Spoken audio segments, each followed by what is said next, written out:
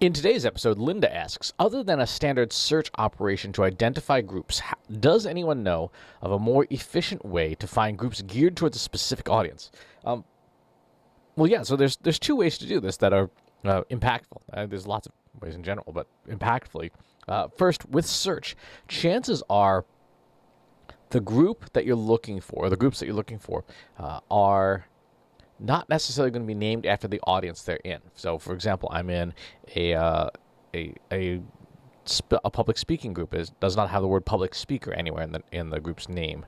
I'm in a marketing group that doesn't have marketing anywhere in its name.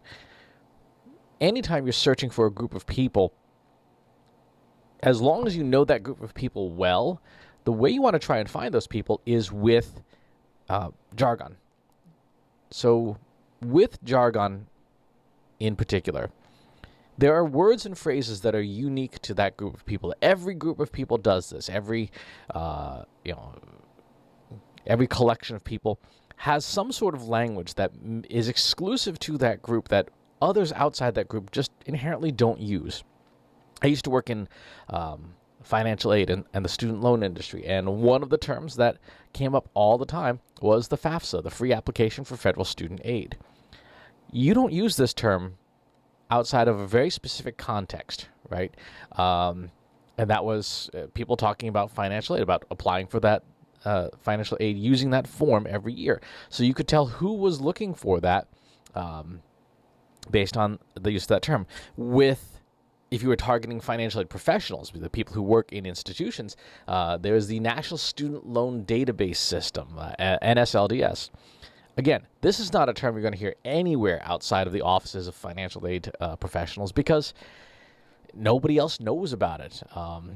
And so having knowledge of these systems means that, or these specific jargon-y terms, means that you can very quickly identify people and groups that are talking about this thing. So when you're searching for groups, make sure that you're using jargon instead of the demographic name.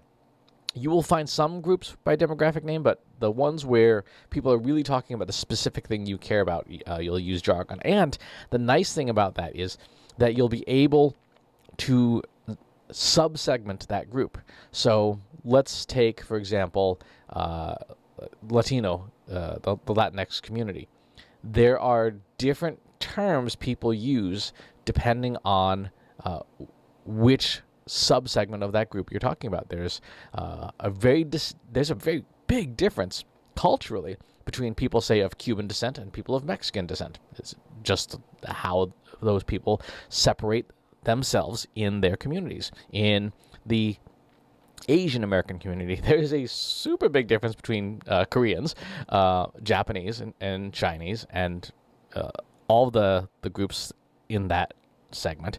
And those folks all have their own unique culture, unique languages. Do not reference Korean dishes by their Japanese name. You will just not be welcome.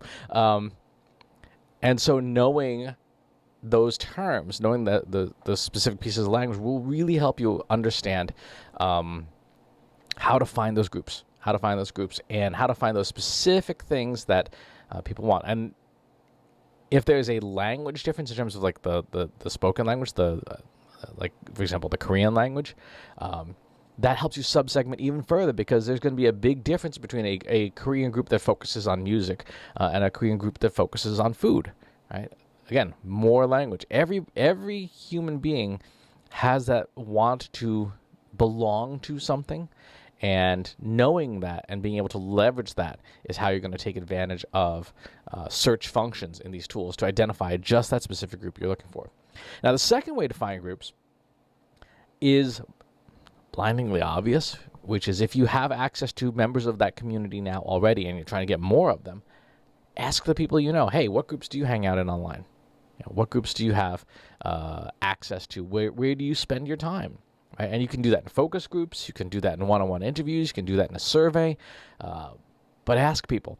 Ask where they hang out. What groups specifically do they spend time with? And if you are working on a specific platform, even ask them that. Hey, what Facebook groups are you in? What LinkedIn groups are you in? What Slack communities? What Discord communities? But the thing that will get you the real juice is that jargon search, right? You have to know the audience. You have to be able to ask the audience. And you may need to do a focus group or some market research on the demographic as a whole first, so that you can develop the language. There are a number of really good text mining tools that can do this, but you want to understand the words people use within their group, and specifically the words that are uncommon, right? So in the world of financial aid, there's a lot of talk, loan and student loan. Even student loan is a pretty broad term, and a whole lot of people use that term.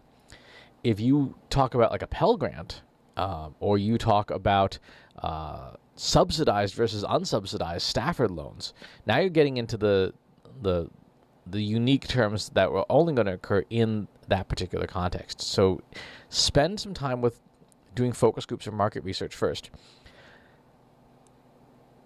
The way to get to that would be to use ideally something like Reddit or a social media monitoring tool like Talkwalker to parse out the bigger groups and their language. And then once you've got that language identified, then you can start sub-segmenting down into the smaller groups. So make sure that you use a good natural language processing tool that will get you those jargon terms sooner rather than later. And again, you will still almost certainly need to ask somebody for some help at some point, unless you literally participate and live in one of those communities already and you can just see the interactions.